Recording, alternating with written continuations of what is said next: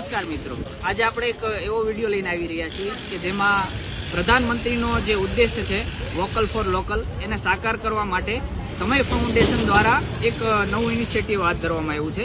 તેમાં જે પ્રકાશ વિદ્યાલયના બાળકો છે જેમણે હાથ બનાવટની વસ્તુઓ બનાવી છે, તો આપણે ડાયરેક્ટ મળીએ શુભમભાઈને કે જેઓ સમય ફાઉન્ડેશનની સાથે સંકળાયેલા છે।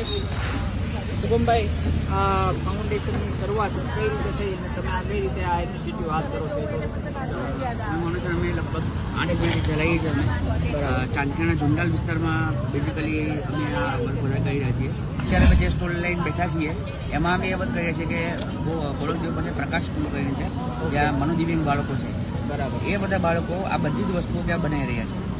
અને અમારો એક હેતુ એ છે કે અમે અમારા માધ્યમથી આ લોકોને એક પ્લેટફોર્મ મળી રહે એના માટે અમે આ એક સ્ટોલ નાખ્યા છીએ, જેમાં આપ જેટલી પણ વસ્તુઓ અહીંયા જોઈ રહ્યા છો એ બધી વસ્તુઓ જે કમાશું અમે એ લોકોને પાછી જશે, એ હેતુથી અમે કરી રહ્યા છીએ। આ બધી વસ્તુ એમને જાતે બનાવી? હા, આ બધી વસ્તુ એ લોકો જાતે બનાવેલી છે। બરાબર, અને સંપૂર્ણપણે આપણે વોકલ ફોર લોકલ એવું જ આપણે પ્રમોશન કરી રહ્યા છીએ અને એમાં જ આપણે આગળ વધી રહ્યા છીએ। બરાબર, અને આ બધી વસ્તુ તમે જે જોઈ રહ્યા છો એ બધી વસ્તુનો ભાવ અલગ અલગ છે।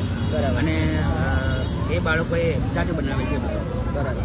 આપણે આ જે સ્ટોલ છે એ કેટલા દિવસ સુધી રહેવાનો છે અને કયા સમય સુધી રહેશે?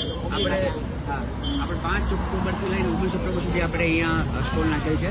ટાઈમિંગ છે અમારો સાંજે 6 થી રાતના 11 સુધીનો। એક દિવસ ચોક્કસથી અહીંયા મુલાકાત લેજો અને ફૂલ લઈને ફૂલની પાખડી તમારાથી જે બની શકે એ મનોદિવ્યાંગ બાળકોને